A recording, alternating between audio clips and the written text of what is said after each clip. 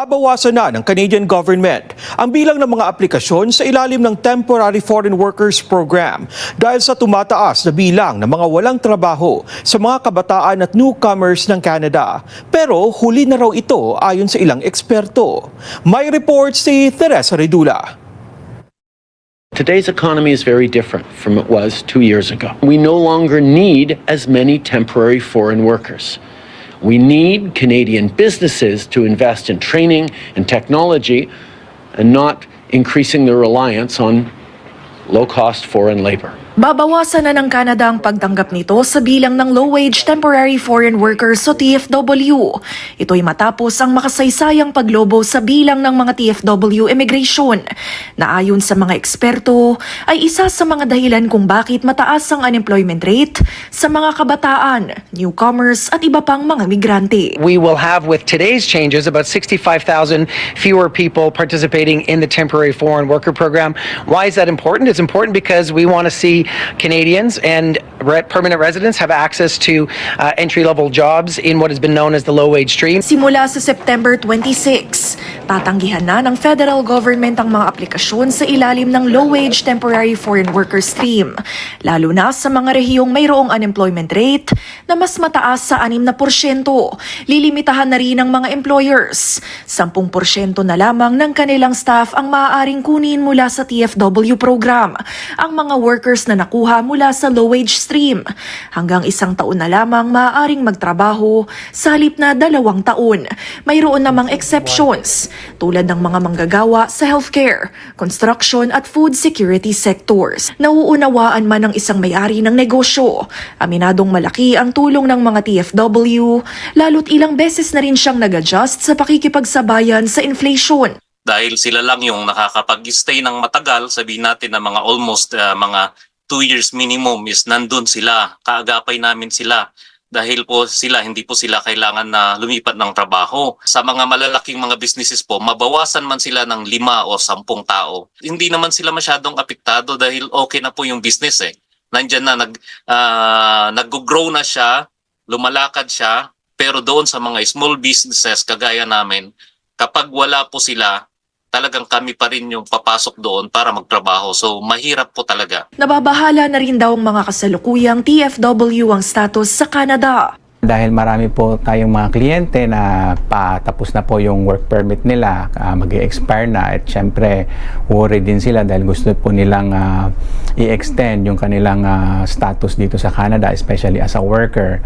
Pero nakikita nga po natin na hindi ganoon kadali ngayon. So marami po sa kanila ang nag-aalala. Ayon sa isang ekonomista, maging epektibo man ang pagbabagong ito, huli na raw ang naging aksyon ng Trudeau government na naghahabol na rin daw ngayon sa opinyon ng bayan. I think it's a little bit too late. Kasi ang nangyari kagaya nitong summer, no? Ang daming mga young Canadians and young permanent residents na sana na-access na itong mga work na to, but instead they were competing with temporary foreign workers. Di ba? So yun yun. In addition, yung surge ng TFWs sa Canada, this has created an increase in demand sa housing. And yung effects ng ganitong policy, it will take a bit of time to materialize. No? Hindi ka agad makakapag-adjust yung ekonomiya mo. Mensahe ng negosyante sa Ottawa. Baka bukas iba na naman. Baka sa susunod iba na naman. Dapat maging firm sila sa mga sinasabi nila para hindi malito yung mga tao. Teresa Redula, Omni News, Toronto. Good morning sa inyo mga kamamaw. Ayan, nakawala na naman yung aso doon, si Cash. Ayan naman si Cash nakawala. Yun yung nakarang nakasalubong natin eh. Ayan mga kamamaw, sobrang nakita nyo na naman ang bagong balita ng Omni News. Yan, di ba? Talagang nagigpit na sila sa TFW program. So medyo mababawasan na talaga yung mga mga kukuning aplikante, lalo na sa mga trabaho sa low wage stream na tinatawag nila. So ang nangyari is sabi ni Trudeau that was a different in 2 years ago yung nangyari nga yan na parang 2 years ago daw kasi sobrang dami talaga mga kamamaw ng foreign worker program sa TFW under low wage stream na tinatawag is ang dami daw talagang pumasok na na tao, tsaka at the same time sa mga student din, di ba? So ngayon ang gagawin nila is parang tawag dito, babawasan na ng 10% gada dun sa mga company na i-hire nila under TFW. So ang mangyayari, ang gustong mangyayari ni Trudeau is parang ipopokus nila yung mga trabaho para sa mga permanent residency tsaka sa mga citizen. So parang magkakaroon daw ng chance yung mga permanent residency tsaka citizen na tao dito na pwede sila magdalawang trabaho, pwede sila magtrabaho under dun sa mga low wage stream. So syempre tag dito ang maapektuhan yan mga kamamo, honestly, yung mga small business. Katulad yan si Kuya dun sa Pilipino, sabi nga niya is parang pinaliwanag niya ng mabuti dahil ang mangyayari talaga dun sa policy na yan bago is sino nga naman ba ang magtatagal. Although siguro mga kamamaw may mangyayaring tag dito, ganun magtatrabaho yung mga citizen dito, tapos yung mga permanent residency.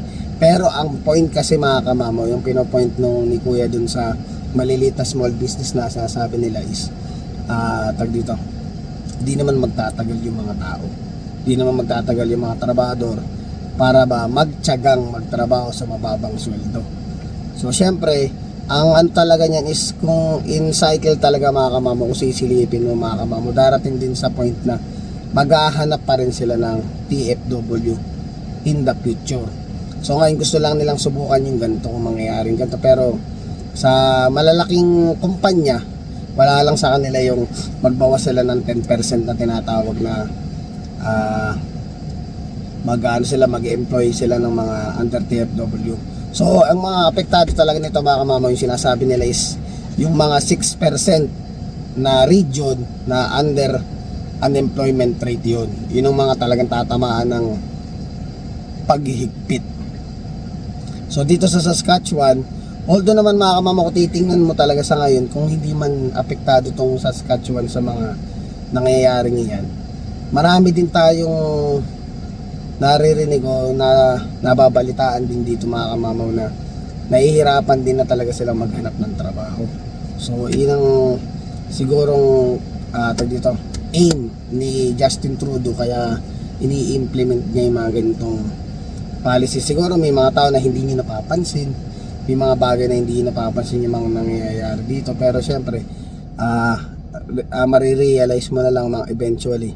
May mga maririnig ka na, may mga kakilala rin tayo na parang dumating na dito, pero ano na sila naman, ang ano naman ng ang papel naman nila is na permanent resident na sila, kasi kinuha na sila ng yung asawa nila. Katulad mo sa akin, kinuha ko si Kat nung pagdating niya dito, nagkatrabaho naman agad si Kat, which is nakapagtrabaho naman agad sa Tim Hortons. Basta ang mahalaga lang talaga mga kamamaw, may backer ka, may kakilala ka dito, may mga parang kumbaga may mga kaibigan ka sa paligid. Kasi kadalasan naman talaga mga kamamaw, yung mga Pilipino, doon ako saludo sa mga Pilipino na lagi silang naandyan para sa'yo, lalo pag yung may mga bagong dating talagang irereto ka sa ibang, dito ka sa kumpanya to, try mag-apply dito, yung iba katulad ko, yung mga kakilala ko, pinasok ko sa trabaho natin dati.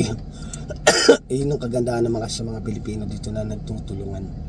Although sabihin natin may mga ano tayo na, alam mo na mga ugaling Pilipino, di naman natin maiwasan yung hindi naman tayo perfectong tao. May mga masasabi pa rin tayo sa mga kalahi natin, pero isa sa pinakamagandang ugali ng Pilipino yung yung talagang tutulungan kayo, papasok ka. So ngayon narinig ko yung iba na permanent na sila dito. Ilang buwan hanggang ngayon hindi pa sila nakakaano ng trabaho. Siguro di lang natin napapansin yung Saskatchewan, although under sila ng 6%, nasa 5.40 lang ang Saskatchewan, pero naapektuhan na rin tayo ng tinatawag na ano yung ganyan, yung parang inflation ba. Ayan. So sobrang laking pagbabago for the past 2 years, lalo na nung dumating yung COVID. Yan. So may mga exemption naman dun sa mga under 6% unemployment rate, yung mga 6% pataas. Exempted naman yung healthcare, construction, tsaka yung food section. Yun, yung mga hindi sila tatamaan kahit nandun ka sa mga busy lugar, hindi ka apektado nung policy na binigay ni Justin Trudeau. Kasi yung mga under sila matataas ang sweldo ng mga yan, so hindi sila apektado. Ang talagang inireklamo o binibigyan ng action ngayon yung mga low wage program. So which is automatic, ang tatamaan talaga yung mga katulad natin na mga nagsimula pa lang dito, yung mga talagang nagtrabaho dito na from galing Pilipinas o saan mang bansa na nagsisimula dito. Kasi usual naman talaga pag nagsimula kang, pinag-uusapan kasi dati talaga mga kamamaw, pag nagsimula ka dito sa Canada, talagang ang babagsakan mo yung mga mabababang sweldo, which is ngayon ang issue ngayon is binabawasan na nila o ititigil na nila pansamantala yung pagbibigay ng papel o work permit doon sa mga mabababang sweldo, which is talagang mahigpit mga kamamaw. Kumbaga ba yung dating chance mo na magkaroon ka ng chance makarating dito ay napakahirap na mga kamamaw. So sa iba hindi mahirap, siguro kung talagang ang in-applyan mo kahit naandun ka pa sa Pilipinas, kung ang in-applyan mo is talagang mga skilled, like kung yan, nag-apply ka sa healthcare, yung mga nurse, yung mga matataas yan. Siguro sa caregiver, alam ko parang hindi rin yung sa caregiver, kasi kahit paano medyo maganda rin ang bigayan dyan sa caregiver. Tapos saan pa ba? Construction, sa farming, ayan malalakas ang matataas ang sweldo niya, lalo pag napunta ka sa mga malalaking city, malalaki ang sweldo niyan. Kahit galing ka pang Pilipinas, sigurado makakarating ka dito sa Canada, which is may limitation na hindi na katulad dati na parang kahit anong trabaho na pwede mong applyan dito is magkakaroon kang chance o mabibigyan ka ng LAMIA for work permit and then application for permanent residency. So mahirap man tanggapin mga kamamaw. Kung ako yung nasa point ngayon na ganun ang policy ngayon, malamang hindi ako makarating dito. Ganun siya kahirap mga kamamaw. Kaya sobrang sana pinagdarasal ko na lang yung mga ngayon yung mga mapapaso na work permit ngayon na under low wage program na nandun sa mga matataas na unemployment rate, eh sana kahit paano makalusot pa kayo. Sana makalusot talaga.